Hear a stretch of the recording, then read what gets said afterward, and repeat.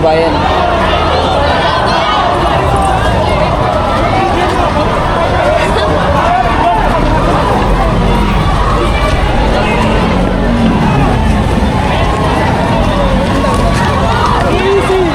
So ano na talaga na saan kaya ito i-cordon ng ano.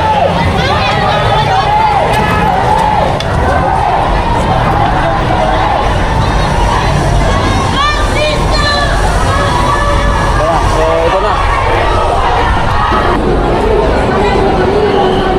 Ayan mga kababayan, grabe nagkahabulan na no sa rally na ginanap kanina nitong White Ribbon March mga kababayan. At 10,000 daw po ang membro nito na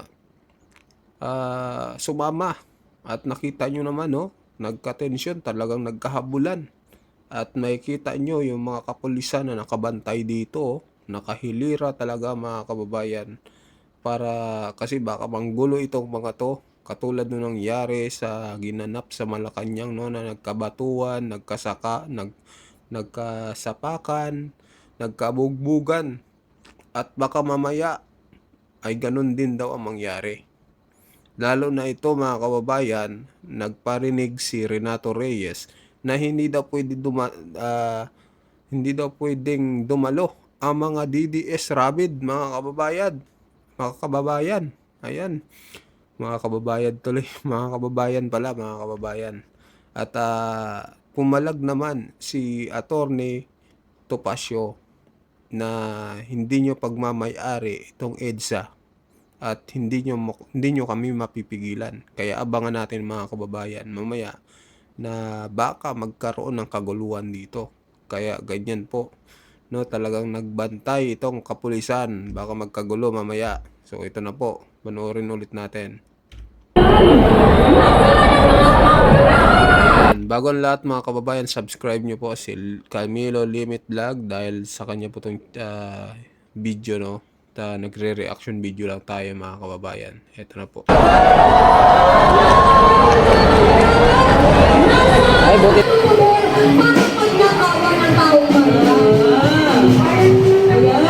Kaya dapat lahat ng sangkot sasagutin natin mula taas hanggang baba. Kaya sigaw natin. Ayan, sabi nila mga kababayan, ito daw mga nagrarally na to ay walang pinapanigan, no? Pero bakit ganon ay binabawalan nilang pumunta yung mga DDS. Samantalang may panawagan sila na welcome daw lahat na pumunta. Pero ngayon, araw na ito, bawal na daw pumunta yung mga DDS supporters mga kababayan. 'Di ba? Ibig sabihin may kulay pa rin. Kasi sabi nila wala daw kulay ito. Pero ngayon, kinukulayan na naman ito ni Renato Reyes at ito ni Teddy Casino mga kababayan kasi bawal daw pumunta yung mga DDS mga kababayan. Lahat ng sangkot dapat alago. Lahat ng sangkot dapat alago. Lahat ng sangkot dapat alago. Tuloy lang po yung ating matcha, yung occupier natin para mag-stick tayo sa original plan natin habang EDSA Ortigas.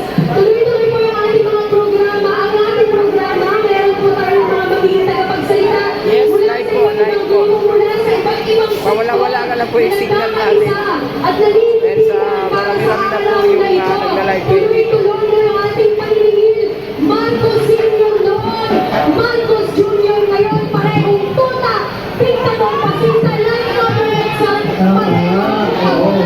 Partner, kahit yung kapulisan doon, mula noon hanggang ngayon, hinaharangan pa rin ang protesta ng mamamayan. Lahat ng nagkakaroon lang, no, nagkakakitin.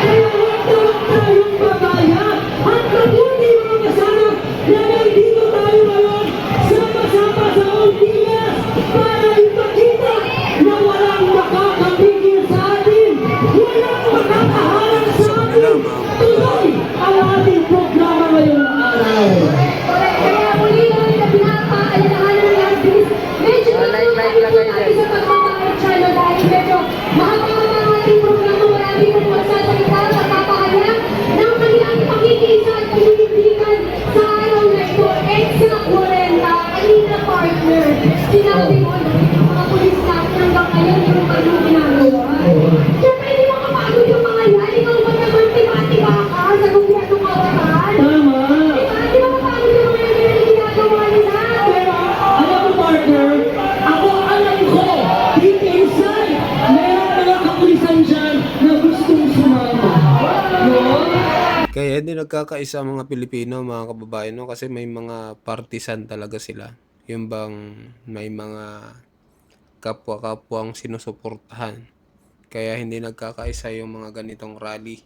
Tulad yan, bawal yung ganitong grupo. Bawal ka umatin dito.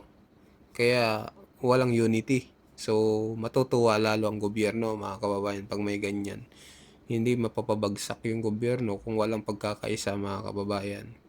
Kaya itong nangyayaring rally na ito ay parang ano lang ito eh.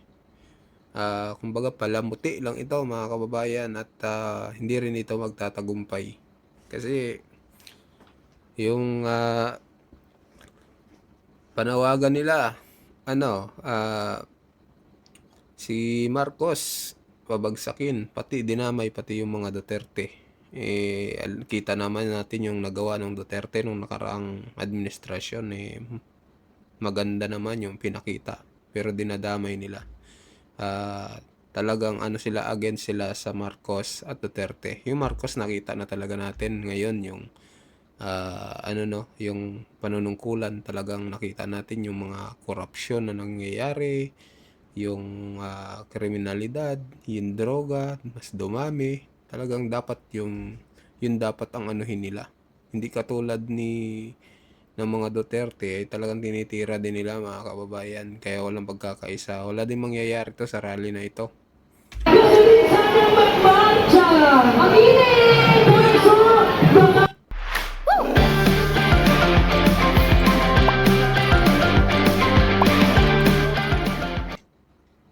masipan, baka pagalitan. Ayun. Kaya, silang po tayo ang pinagdalaman ng mamamayang Pilipino na nandito ngayon. Actually, kasama ninyo.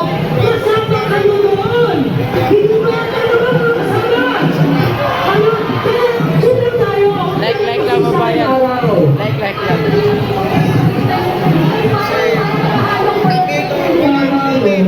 Kasi syempre ito ay kasangkapan ng Estado. Ang mga kapulisan parang lahat silin ang sampayanan. Pero kung meron pang isa pang kapitan na napatunayan ang kasaysayan ng EDSA, mula noon hanggang ngayon, ang mga pulisang tunay na nanggugulo. Silang tunay na tumitira ng protesta. Silang tunay na mayulente.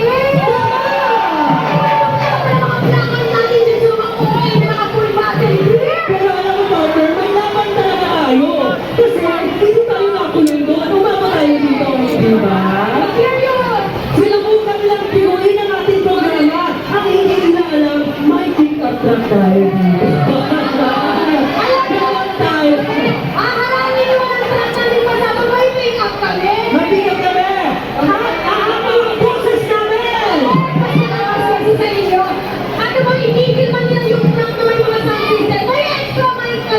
Yes. Tama! Yan!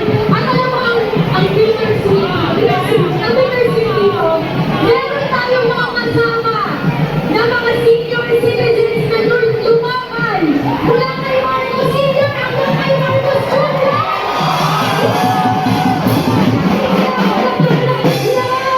Diba? Pakulang ito na hindi nakapagod ang mga Pilipinas. Hindi tayo nauubusan ng mga kailan. Hindi tayo nauubusan ng mga bagay ng paglalaban. Makikita nyo yung mga dala nilang flag, mga kababayan, no? Dapat yung dala nilang flag dyan, flag ng Pilipinas. Tignan nyo naman. Iba't ibang flag. May flag ng mga party list nila. At kung ano-ano, mga kababayan. Kaya nakakalungkot, no? Pero yung ganitong rally, hindi to magtatagumpay. May mga nakaano pa nga, nakamaskara, no? Mukhang susugo dito sa Malacanang mamaya kasi ganito rin yung rally nito ng mga to nung nakaraan. Nag-rally din dito sa EDSA. Tapos biglang sumugod sa Malacanang mga kababayan nung nakaraan taon na ata. Ito rin tong mga to eh. Yung nangyaring kaguluhan.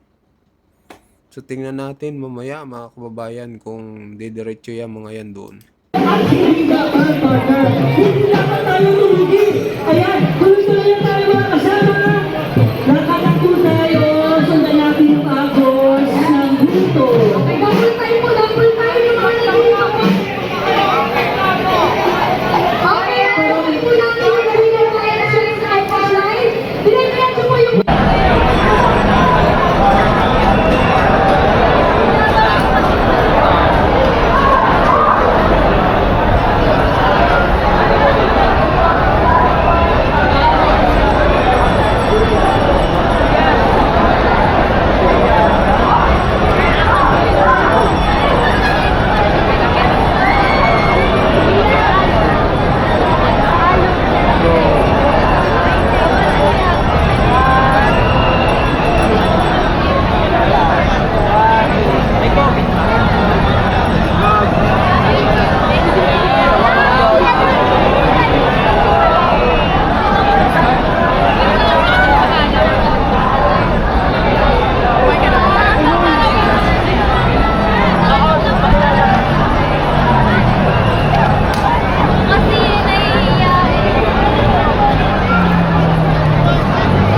Tapos sabi nila sa kanilang rally, White Ribbon March. Pero bakit itong iba, nakaitim mga kababayan, naka-black. Hindi pa rin nasunod. Daragang walang pagkakaisa mga kababayan.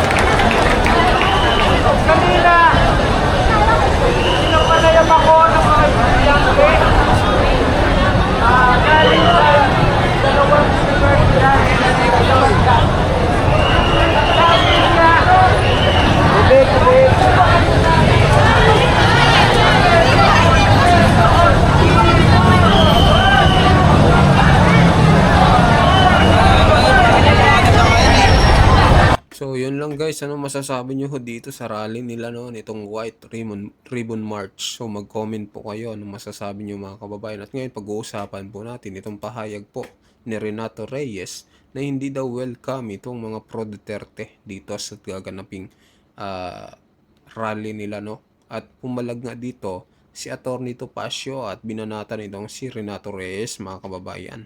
Sabi ni Atty. Topacio, De Renato Reyes at Tidy Casenyo, hindi po ninyo nabili ang EDSA. We dare you, pigilan ninyo kaming pumunta.